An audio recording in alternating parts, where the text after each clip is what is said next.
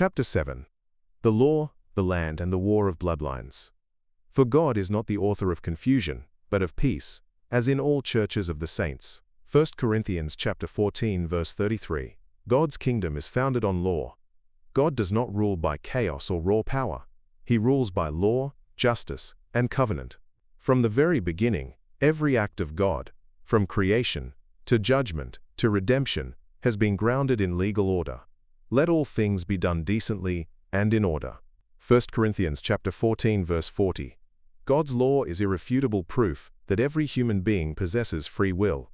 Law only has meaning where choice exists. You cannot command, judge, or reward a creature that lacks the ability to choose. When God says, "Choose ye this day whom ye will serve," Joshua chapter 24 verse 15, or, "I have set before you life and death, therefore choose life," Deuteronomy chapter 30 verse 19, he is not mocking robots, he is speaking to moral agents. The very fact that God gives commandments, holds men accountable, and warns of consequences proves that man is not a programmed vessel, but a volitional creature under covenant. If there were no free will, sin would be impossible, and so would love, obedience, and judgment. Israel's national identity is rooted in a divine legal code. The Ten Commandments are a constitution, the tabernacle is a portable courtroom, the sacrificial system is a pattern of legal atonement. Some claim that humans have free choice but not free will, arguing that our choices are predetermined or only appear free within the boundaries of God's sovereign decree. But this is semantic trickery.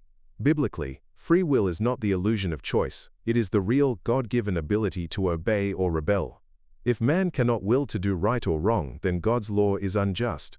Every command in Scripture presupposes that man not only can choose, but that his will is active in that choice. God never commands stones or trees to repent. He commands men, because men have will, conscience, and responsibility. From Cain, "If thou doest well," to the cross, "Whosoever will," Scripture shouts that free will is real, and judgment is righteous only because man is morally accountable for what he wills. He showeth his word unto Jacob, his statutes and his judgments unto Israel. Psalm chapter 147 verse 19. By contrast, Satan's kingdom is the mystery of iniquity, 2 Thessalonians 2-7, a system of rebellion, disorder, and illegitimacy. Just as he defiled Eden by breaking divine law, he now seeks to establish a counterfeit kingdom built on lawlessness. Pharmaga, 2 Thessalonians, the battle is not just between people, it is between kingdoms. One of light, law, and justice versus one of darkness, rebellion, and chaos. Canaan, as a legal possession. When God promised Abraham the land of Canaan, Genesis chapter 15, it was a land deed sealed in blood. But even then, God waited patiently. For the iniquity of the Amorites is not yet full. Genesis chapter 15 verse 16. God would not displace the serpent seed tribes until their legal guilt warranted eviction. This proves God's justice. He respects land boundaries. He honors time and testimony. He moves only when judgment is lawful. When Israel receives the law at Sinai, they become God's covenant enforcers. Possessing the land is not an act of war, it's the execution of a judgment decree. Serpent seed versus covenant seed. The tribes of Canaan are not just pagans. They are corrupted bloodlines, descendants of the Nephilim and other post-flood hybrid entities. Rephaim, Anakim, Zamzumim, Emim. These tribes practiced human sacrifice, ritual sexual defilement, bestiality, and bloodline contamination. God's command to Israel was not genocide, it was purification. If the promised seed of the woman was to be preserved, these defiled nations had to be completely cut off. "Thou shalt make no covenant with them, for they will turn away thy son from following me." Deuteronomy chapter 7 verses 2-4. The serpent's goal was the same as in Noah's day. Genetic and spiritual corruption. God's goal remained the same: preservation and separation. Obedience as legal standing.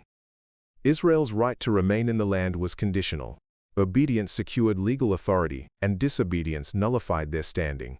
Partial obedience, like leaving the giants in the land, led to prolonged war and recurring corruption. They did not destroy the nations, concerning whom the Lord commanded them, but were mingled among the heathen. Psalm chapter 106, verses 34-35. The law was not just rules, it was a legal framework for dominion. It taught Israel how to stay pure, stay separate, stay under covenantal protection under God's jurisdiction. To violate the law was to step outside the covering of God's legal order and jurisdiction. To sin is to transgress the law, but transgression is more than failure, it's border crossing. God's law defines holy boundaries, and to violate those boundaries is to step out from under His jurisdiction and into another realm, the dominion of darkness. In that moment, the sinner becomes subject to Satan's legal authority, for sin is not just rebellion, it is a jurisdictional matter. Know ye not, that to whom ye yield yourselves servants to obey, His servants ye are. Romans chapter 6 verse 16. The law is not bondage, it is a protective border. When Adam crossed that line in Eden, he did more than disobey, he handed over dominion by stepping into a covenant, not governed by God, but by the serpent. The war of bloodlines and governments, in Canaan, Jericho, Ai, the southern and northern campaigns, was not just military, it was judicial. The Ark of the Covenant was the throne of God's government, the Levites were priests and legal administrators. The conquest was a divine enforcement operation. God was not just removing idolaters, He was reclaiming His domain from the serpent's illegal occupation. Israel, when obedient, became the legal sword of God, but compromise allowed lawlessness to creep back in. Law versus lawlessness, the spiritual battle beneath the surface. As the seed war continues, the battleground will move from the outer land into the inner heart. And Israel's success will depend not just on strategy or strength, but on legal faithfulness to their covenant God. At Sinai, God did more than give commands. He forged a legal constitution for His kingdom. Israel became a nation governed by divine law, authorized to enforce judgment on the serpent's seed that had infested the land of Canaan. Every battle, every conquest, was not just territorial, it was judicial. The war for dominion had entered its next phase, fought with statutes, altars, and the Ark of the Covenant leading the charge. But as power passed from prophet to king, Israel's allegiance shifted. Would the throne uphold God's law, or open the door for corruption from within? Chapter 8, The Rise of Kings and the Corruption of the Throne. They have not rejected thee, but they have rejected me, that I should not reign over them. 1 Samuel chapter 8 verse 7. Israel demands a king, rejecting divine law. Israel was never meant to be like the nations. From the beginning, God intended to rule His people directly, through covenant and law. The structure He gave through Moses was a theocracy, a government where God Himself was king, and His law was the constitution. But in 1 Samuel chapter 8, Israel demanded a change. Make us a king, to judge us like all the nations. In this, they were not merely asking for leadership, they were rejecting divine rule. The desire for a human monarch was a desire to replace covenantal order with political expediency. Though God granted their request, He warned them. This new government would bring heavy burdens, conscription, taxation, and spiritual compromise. Yet even kings would be bound by God's law. Deuteronomy, chapter 17 verses 14 to 20, laid down strict requirements. No multiplying of wives, gold, or horses. No arrogance. And a personal copy of the law to read daily. The standard was set, but few would uphold it. Saul, authority without submission. Saul was Israel's first king. Chosen, and for his stature and outward appeal, he was anointed by God and empowered to deliver Israel from its enemies. But very quickly, Saul's heart was tested and found wanting. In 1 Samuel chapter 13, Saul offered an unlawful sacrifice, taking on priestly duties out of impatience. In 1 Samuel chapter 15, he disobeyed God's explicit command to execute judgment on Amalek, sparing their king and livestock. Samuel's words are piercing. Because thou hast rejected the word of the Lord, He hath also rejected thee from being king. And again, rebellion is as the sin of witchcraft, and stubbornness is as iniquity and idolatry. 1 Samuel chapter 15 verse 23. Though Saul was anointed, he operated outside divine order. He attempted to rule without submission to God's law, and this made him spiritually unauthorized. His reign became a picture of covenant rebellion, masked by national leadership. David, the king who loved the law. David, in stark contrast, was called a man after God's own heart. 1 Samuel chapter 13 verse 14. While many interpret this as a reference to passion or worship, the deeper truth lies in David's love for God's law. Oh, how love I thy law! It is my meditation all the day. Psalm chapter 119 verse 97. David didn't see God's commands as burdensome. He saw them as life, justice, and order. His psalms are filled with praise for statutes, precepts, and judgments. Even when he sinned, he returned to the law in repentance. Against thee, thee only, have I sinned, that thou mightest be justified when thou speakest. Psalm chapter 51, verse 4. David respected the legal system God established. He upheld it, enforced it, and repented under it. In doing so, he embodied what a human king under divine law should look like. The legal strength of David's kingdom. Under David, Israel was spiritually and legally aligned after David conquered the serpent seed remnants. E.g. Goliath of Gath. He established Jerusalem as the capital of God's government, restored the ark, and centralized worship according to the law, and he sought the will of God before making decisions. Because of his covenantal obedience, God made a staggering promise. And thine house and thy kingdom shall be established forever before thee. Thy throne shall be established forever. 2 Samuel chapter 7 verse 16. David's throne would carry the bloodline of the Messiah. It was not his might that secured this promise. It was his devotion to the law. Solomon. From wisdom to compromise. Solomon began with divine favor. His request for wisdom to govern rightly pleased God, and he built the temple as the center of Israel's worship. But over time, Solomon began to violate the very laws he was supposed to uphold. He married 700 wives and had 300 concubines, accumulated vast amounts of silver and gold, imported horses from Egypt, and built altars to foreign gods for his wives. For it came to pass when Solomon was old, that his wives turned away his heart after other gods. 1 Kings chapter 11 verse 4. Though wise, Solomon did not have David's love for the law. His legal compromises introduced spiritual corruption into the heart of Israel, laying the foundation for division, idolatry, and eventual exile. The throne becomes the target. With the throne of David now the seat of messianic promise, Satan intensified his attacks. He attempted to corrupt the royal bloodline. Solomon set the precedent by marrying foreign wives, 1 Kings chapter 11 verses 1 to 2, who brought with them pagan bloodlines, legal entanglements with enemy nations, and spiritual influence through idol worship and witchcraft. They will surely turn away your heart after their gods. 1 Kings chapter 11 verse 2. Satan influenced kings to marry foreign women, introduce paganism, and abuse their power. At times he nearly wiped out the line. The line of David nearly ended under Athaliah, 2 Kings chapter 11, who was a daughter of Ahab and Jezebel. Married into David's royal house through King Jehoram, and murdered all the royal heirs when her son died, except Joash hidden in the temple. Satan came within one child of severing the messianic bloodline, but through it all, God preserved a remnant, maintaining legal continuity from David to Christ. Kings like Manasseh, 2 Kings chapter 21 verse 6, practiced child sacrifice, observing times, astrology, enchantments, and familiar spirits. This was covenant breaking at the highest level, and an attempt to defile the throne through spiritual contamination. He wrought much wickedness in the sight of the Lord, to provoke him to anger. 2 Kings chapter 21 verse 6. Many within the royal family were assassinated, often by relatives or military commanders. Kings of Judah made treaties and covenants with nations like Egypt, Assyria, and Babylon. These were not just political, they were spiritual violations that submitted Israel to foreign legal jurisdictions. This opened the door for Satan to operate through human empires, using Gentile kings to weaken, exile, and enslave the seed-bearers. Many of Solomon's descendants followed suit, especially kings of Judah. This spiritual adultery compromised the throne legally, making room for foreign influence within the bloodline of promise. God's blessing, God's promises, and God's protection were never tied to political form or personality. They were tied to covenant fidelity and love for his law.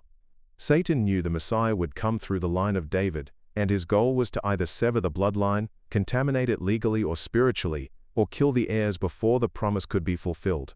At Sinai, God did more than give commands. He forged a legal constitution for his kingdom. Israel became a nation governed by divine law, authorized to enforce judgment on the serpent seed that had infested the land of Canaan. Every battle, every conquest was not just territorial, it was judicial. The war for dominion had entered its next phase, fought with statutes, altars, and the Ark of the Covenant leading the charge. But as power passed from prophet to king, Israel's allegiance shifted. Would the throne uphold God's law, or open the door for corruption from within? The transition from judges to kings marked a dramatic shift in Israel's legal structure. Where God once ruled directly through law and prophets, now fallible men sat on thrones.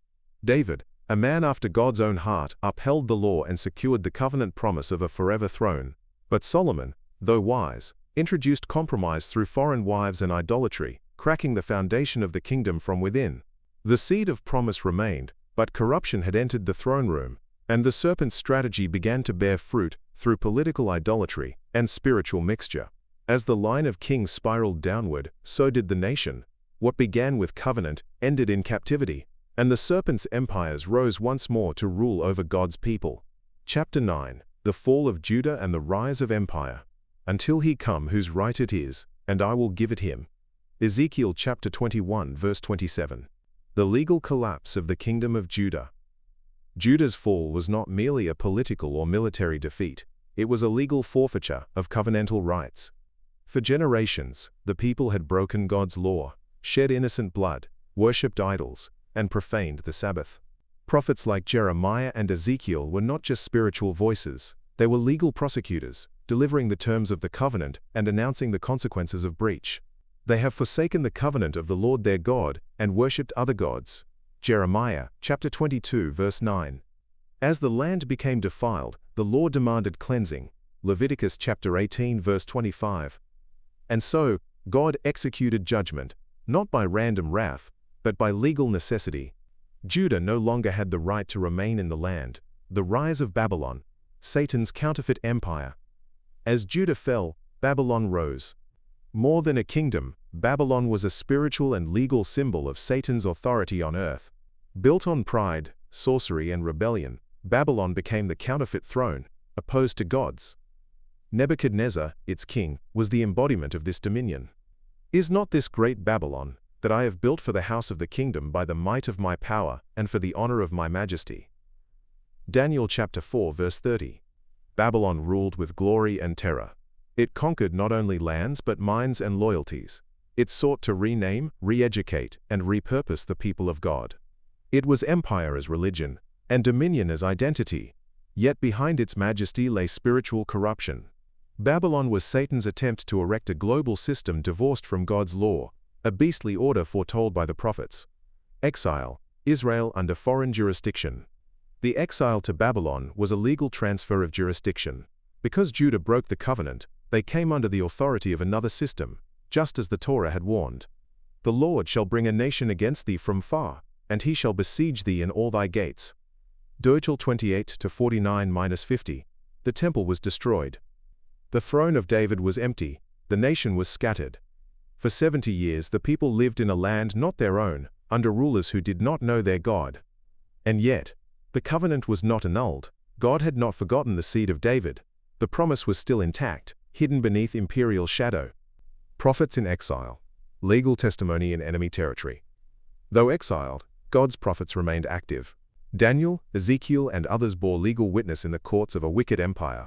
Daniel interpreted dreams and served multiple kings. Ezekiel saw visions of the heavenly court and declared judgments. Both spoke not merely to Israel, but against the nations.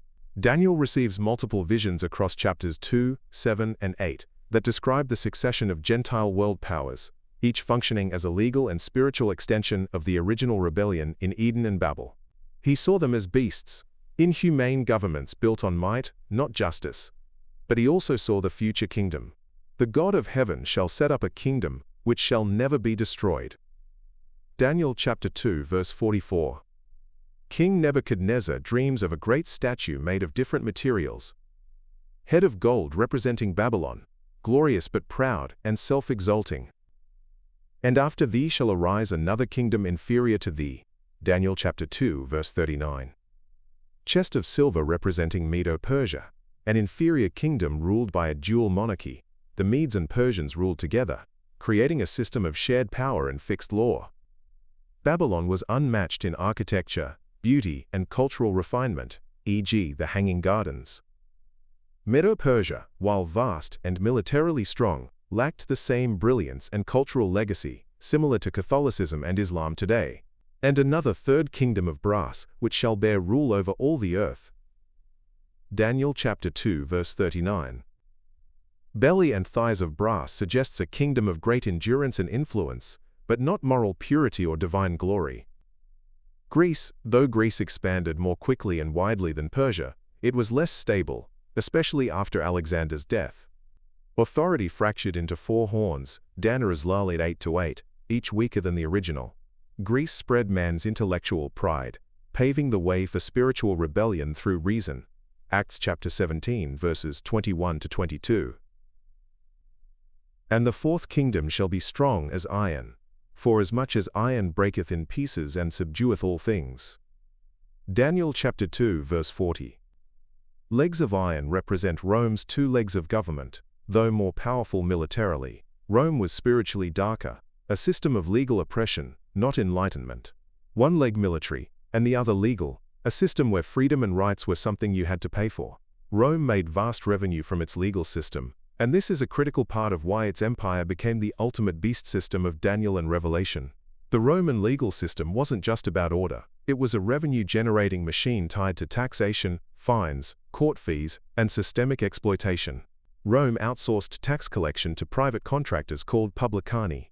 These individuals bought the right to collect taxes from the empire's provinces. They often collected more than required, pocketing the difference. Legally sanctioned extortion. Roman courts imposed monetary penalties, much like modern civil court systems. Wealthy citizens could profit from lawsuits, especially if connected politically. Fines were used to fund public works, military campaigns, and imperial administration. Roman citizenship came with legal advantages, but could also be purchased. Legal privilege became a commodity, buyable access to rights and protections. Trials could be dragged out, manipulated, and bought. Paul's trials in Acts are a prime example. The whole structure was tied to prestige, politics, and monetary gain. Rome built a legal financial empire, with its courts, taxes, and bureaucracy becoming a means of enslaving nations. Rome is the ultimate beast system, efficient in power, but cold, oppressive, and spiritually bankrupt. And whereas thou esse west, the feet and toes, part of potter's clay, and part of iron, the kingdom shall be divided. But there shall be in it, of the strength of the iron, forasmuch as thou esse west the iron, mixed with miry clay. Daniel chapter 2 verse 41. The feet are the final stage of judgment. The iron is not just metal, it may represent something non-human, spiritually strong, foreign to natural flesh. The miry clay is not just humanity, it's defiled or filthy human nature. Miry equals muddy, impure. Most crucially, they shall mingle themselves with the seed of men, implies that they are not the seed of men. This is outside seed, foreign entities, intermingling with human genetics or legacy. God formed man from dust clay. Genesis chapter 2 verse 7, Isaiah chapter 64 verse 8. Miry clay implies man in a defiled state, morally compromised, genetically altered, spiritually polluted. Iron represents brutality, oppression, strength, and inhuman authority. Rome is a perfect picture of this. Iron teeth appear again in Daniel chapter 7 verse 7 and Revelation chapter 13, both describing beast empires influenced by Satan. They shall mingle implies echoes of Genesis chapter 6 verse 4, where sons of God, fallen angels, took wives of men, producing Nephilim. The seed of the serpent is attempting to mix again with the seed of the woman, corrupting God's creation. The goal: prevent the Messiah's return and establish dominion through genetic and spiritual contamination. But they shall not cleave. Like iron and clay, these two elements do not truly bond. The spiritual and biological union is unstable, unnatural, and will not last. The final empire, feet and toes, will be a revival of the Nephilim agenda, humanity legally and biologically compromised. Advanced technology, gene editing, transhumanism, spiritual rebellion, and mass deception all play a role. This system will appear strong, but it is inherently unstable. Christ, the stone, will crush it at its weak hybrid foundation. God's law is supreme, even in exile. Daniel's very life proves a profound truth. No human kingdom overrides God's law. Even in Babylon, the heart of darkness, Daniel honored God's statutes. He refused unclean food, Daniel 1. He prayed openly toward Jerusalem despite threat of death, Daniel 6. He rejected idol worship, Daniel 3, with Shadrach, Meshach, and Abednego. But the most stunning moment of legal recognition comes through Babylon's own king. After being humbled by madness and driven from his throne, Nebuchadnezzar confesses God's supremacy. Now I, Nebuchadnezzar, praise and extol and honor the King of heaven, all whose works are truth, and his ways judgment. Daniel chapter 4 verse 37. This is not mere worship, it is a legal submission. The head of Satan's empire is forced to acknowledge the ultimate judge. And the 70 returned again with joy, saying, Lord, even the devils are subject unto us through thy name. Luke chapter 10 verse 17. As Paul writes, the Gentiles show the work of the law written in their hearts, their conscience also bearing witness. Romans chapter 2 verse 15. Even in exile, even under pagan rule, God's law remains binding and supreme. The seed line survives, Zerubbabel and the hidden remnant. Though the throne was empty, the seed line endured. Zerubbabel, a descendant of David, returned to Jerusalem and led the rebuilding of the temple. The covenant promise was still alive. I will overturn it, and it shall be no more, until he come whose right it is. Ezekiel chapter 21 verse 27. The promise of a coming king remains secure, not because of man's power, but because of God's legal fidelity. Judah's fall was not simply the loss of a nation, it was the legal collapse of a covenant people who had rejected God's law, defiled his sanctuary being a jurisdictional shield, and surrendered their authority to pagan dominion. Babylon rose as the beastly expression of Satan's kingdom, operating through sorcery, idolatry, and empire-wide jurisdiction. And yet, even in exile, the prophetic voice was not silenced. Through Daniel, God revealed that these empires were only temporary, each one part of a larger legal drama that would culminate in the rise of an unshakable kingdom. But before the stone could strike the statue, a remnant would return to rebuild, not just walls and altars, but expectation itself. A final silence was coming, and then, the seed.